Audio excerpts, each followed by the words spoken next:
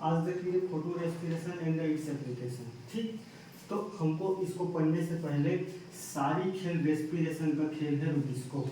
Rubisco क्या है? एक प्रकार का एंजाइम है, एक प्रकार का एंजाइम है। ठीक, एंजाइम और प्रोटीन भी कहते हैं इसको, प्रोटीन या एंजाइम। और पृथ्वी में सर्वाधिक रूप से पाए जाने वाला एंजाइम और प्रोटीन है ये रुबिस्को।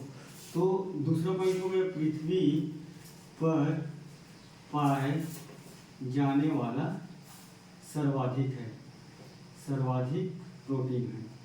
ठीक, इसी को CAT BHU और ICR के किसी भी एग्जाम में पूछता है रुबिस्को क्या करते हैं। तो रुबिस्को एंजाइम प्रोटीन दोनों सर्वाधिक रूप से पाए जाने वाला कौन सा एंजाइम है या प्रोटीन है बोलेगा तो रुबिस्को। ठीक, तो हम इसका नाम को पूरा पहले देख लेते हैं। क्या है? रूबिलोस, रूबिलोस। ठीक, 1/फास्फेट, 1/फास्फेट, फास्फेट। ठीक, C और O में खेल है रेस्पिरेशन का। यहाँ ध्यान से देखो, C और O में। C के मतलब क्या है? Carboxylase, carboxylase. और O के मतलब क्या है? ऑक्सीजिनेस, ऑक्सीजिनेस, जीनेस। ठीक, देख कार्बोक्सिलेस मतलब क्या है? किसी भी प्लांट में कार्बन का ऐड होना, कार्बन का ऐड होना मतलब जुड़ना और फोटोसिंथेसिस में हेल्प करना। और ऑक्सीजनेस का मतलब क्या है? O2 का हेड, O2 का ऐड होना। और यही O2 का हेड होता है, इसी का फोटो रेस्पिरेशन होता है। ठीक है, अभी मैं बता रहा हूँ कैसे होता है। देख, रूबिलोस क्या है? रूबिलोस 1/फास्फेट, कार्बोक्सिलेस, ऑक्सीजनेस। तो सारी खेल C और O में है। ऑक्सीजनेस और इसके मतलब समझ गए, यहाँ तक लिख लोगे, यहाँ तक लिख लोगे रुबिस्को के बारे में। अब रुबिस्को कहाँ प्रेजेंट है? क्लोरोप्लास्ट में। बात समझ में आ रहा है? तो इसको मिटा देता हूँ मैं पूरा नाम। ठीक, यहाँ तक एकदम क्लियर हो ना? ऑक्सीजनेस और यही खेल है। ठीक, तो ये क्या है? क्लोरोफिल में है, क्लोरोप्लास्ट में। ठीक, क्लोरोप्लास्ट में ये एंजाइम प्रेजेंट है। अब होता क्या है, अगर जब टेम्परेचर 37 डिग्री रहे, टेम्परेचर जब तापमान अगर मान लो जाए 37 डिग्री से कम हुआ, 37 डिग्री से कम, तो ये रूबिलोस क्या करते हैं? क्लोरोप्लास्ट में ये 37 डिग्री अगर कम हुआ तो क्या करेगा? CO2 को ऐड करेगा, ऐड करेगा किसके माध्यम से? RUBP, जो 5 कार्बन का कंपाउंड है। हमने कल बताए हैं RUBP फर्स्ट स्टेबल प्रोडक्ट और क्या बनाता है? 3PG। और ये CO2 जैसे कि क्लोरोप्लास्ट में ऐड होगा, क्लोरोप्लास्ट में ऐड होगा। तो क्लोरोप्लास्ट में ऐड होने के बाद क्या होता है? ऐड होने के बाद 3PGA 3 कार्बन परमाणु के एटम बनाता है, जिसको हमने कल बोला था फास्फोग्लिसरिक एसिड। और ये क्या करता है? फोटोसिंथेसिस करता है। ठीक, ये तो सामान्य प्रोसेस हुआ ना कल वाला। तो कल वाला प्रोसेस क्या है? रूबिलोस एक प्रकार का एंजाइम या प्रोटीन है जो क्लोरोप्लास्ट में उपस्थित है। अगर टेम्परेचर 37 डिग्री से कम हुआ तो ये CO2 को ऐड करता है और RUBP CO2 को पकड़ के 3PGA में चेंज करता है। ये सारी खेल सेल में हो रहा है, पत्ती के लिप सरफेस क्लोरोप्लास्ट में हो रहा है। एकदम सिंपल से बात। अब अगर मान लो 37 डिग्री से अगर तापमान बढ़ा, ठीक, मैं यहाँ लेके चल रहा हूँ, थोड़ा लिखते बनेगा नीचे। ठीक, अगर कोई 37 डिग्री टेम्परेचर बढ़ा मान लो जाए, तो 37 डिग्री टेम्परेचर बढ़ा तो ये क्या करेगा? O2 को ऐड करेगा, ये रुबिस्को। तो रुबिस्को क्या है? यहाँ राजनीति कर रहे हैं। करना तो इसको ये चाहिए, फोटोसिंथेसिस हमारे लिए हेल्प है। बाकी क्या कर रहे हैं? राजनीति कर देता है। यही O2 को ऐड करता है। भाई तुम O2 हमको चाहिए नहीं तो तुम क्यों ऐड करो भैया? ऐड करता है कहाँ, क्लोरोप्लास्ट में।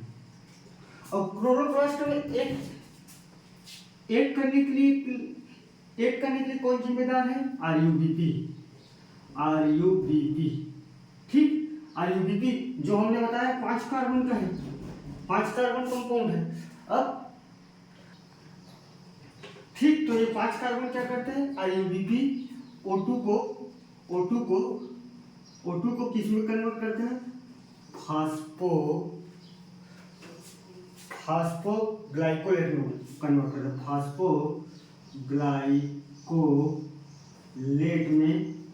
में कन्वर्ट करता है। कन्वर्ट मतलब चेंज करता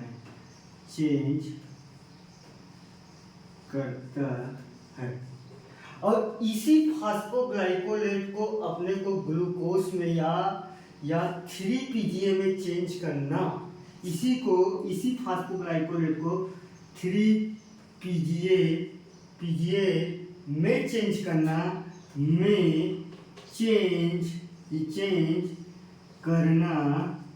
करना फोटो रेस्पिरेशन कहलाता है। बात समझ में आया? तो फोटो रेस्पिरेशन क्या है?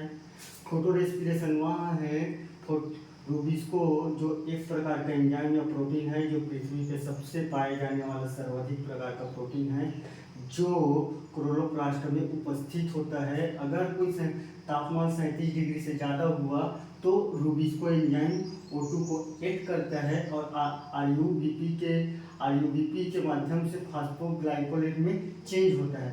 और यही जब चेंज होता है तो इसी को 3-PGA में चेंज करना फोटो रेस्पिरेशन कहलाता है। फोटो रेस्पिरेशन कहलाता है। ठीक है, आप ऐसी बना लोगे, ऐसी भी बनोगे तो नंबर मिलेगा। ऐसे नहीं है कि आपको लिखना है। ठीक, या आप सिंपल भाषा में एक लाइन में अगर किसी को समझ नहीं आया होगा तो ये वाला आप डबल देख लेना।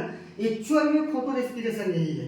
अगर तुमको समझ नहीं आ रहा है तो डायरेक्ट लिखना कि रूबिस्को के माध्यम से 37 डिग्री अगर ज़्यादा होता है तो कार्बन डाइऑक्साइड के जगह ऑक्सीजन को ऐड करता है, तो उसी को बोलते हैं फोटो रेस्पिरेशन।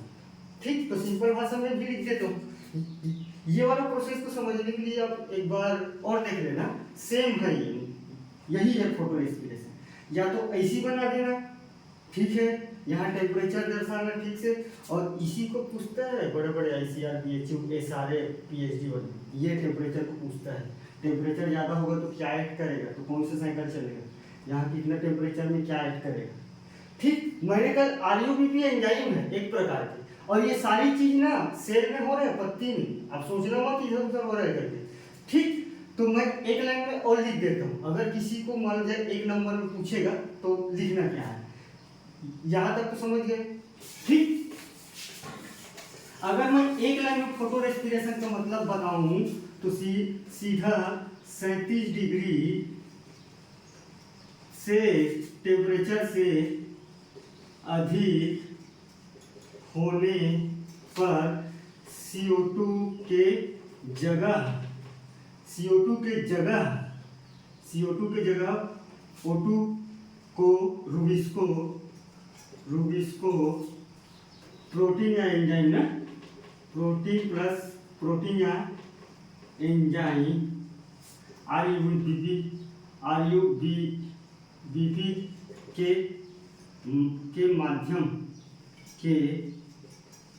माध्यम से O2 को ऐड करता है, उसी को फोटो रेस्पिरेशन कहते हैं। ठीक है, ये एकदम सिंपल है। ठीक, अब इसका इम्प्लीकेशन देख लेते हैं। बेसिकली इसका इम्प्लीकेशन क्या क्या है। ठीक, आप इसको अच्छे से बनाना। ये सब कंप्यूटेशन में पूछते हैं रूबिस्को क्या है, ये सब क्या है, नाम ही पूछ देता है रूबिस्को क्या है करके। ठीक है,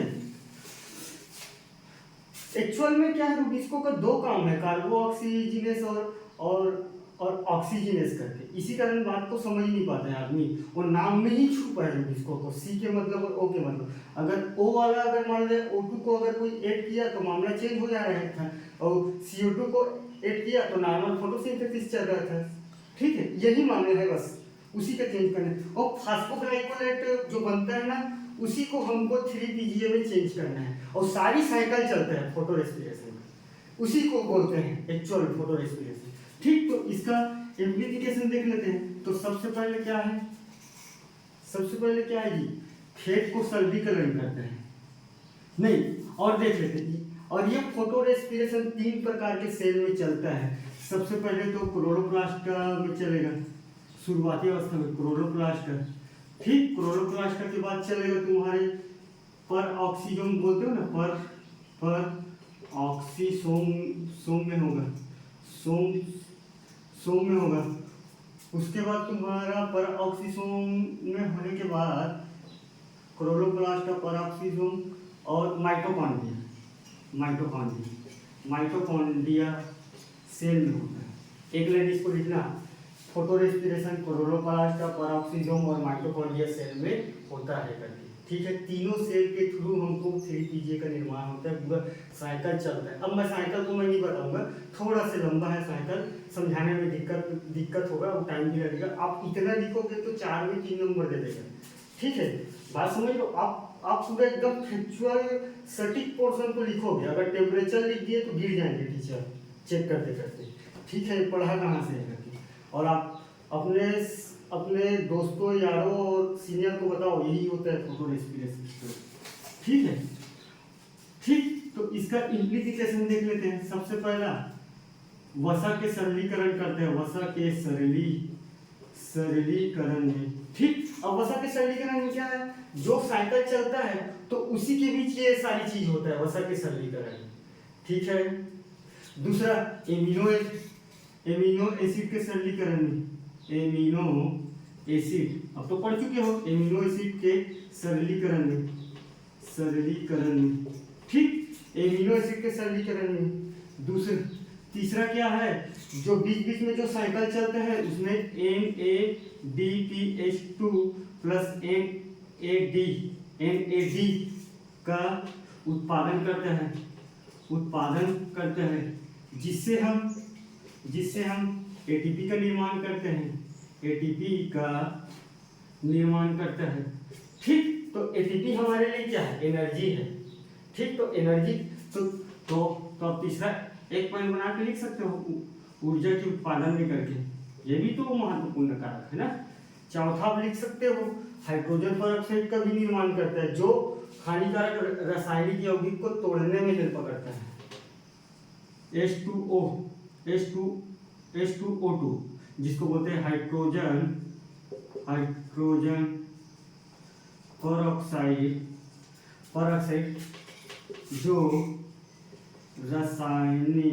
जो हानिकारक रासायनिक यौगिक को तोड़ता है।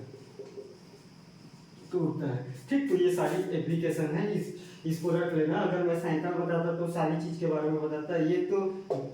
ये तो दोनों सरलीकरण से संबंधित है, इसको तो कहीं ना कहीं पढ़े होगे। NADPH2 NAD का उत्पादन करता है, जिससे हम ATP का निर्माण कर सकते हैं। उसमें कौन सी बड़ी बात है, ऊर्जा उत्पादन भी करता है।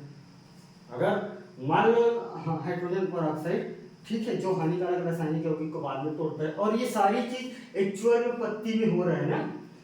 कौन कौन से पत्ती में हो रहा है, पत्ती के कौन कौन से सेल में हो रहा है, क्लोरोप्लास्ट और माइटोकॉन्ड्रिया और पर ऑक्सीसोम। अगर आप सेल ऑर्गन अगर पढ़ाए होंगे आपकी मैडम, तो फिर उसी से पूछना ये सेल में क्या क्या होता है। मैं सिर्फ यहाँ कॉन्सेप्ट बता रहा हूँ। ठीक है, यहाँ तक लिख लोगे, ऐसे लिख लोगे, अब गिर जाएंगे सर। अब अगर मान लीजिए कोई अगर लिख नहीं पाता तो एक शायरी लिख दिया जाए, क्या है, दुनिया बहुत छोटी है, पहचाने रास्ते हैं, मिलोगे तो महात्मा गांधी यूनिवर्सिटी का हाल पूछेंगे, लिख देना। और तुम पूछना फिर अगले साल फर्स्ट ईयर में, फर्स्ट सेमेस्टर में फाइल होगे तो। नहीं पूछना है हाल तो पढ़ लेना, उसमें क्या है। ठीक है, तो रखते हैं यही तक बात।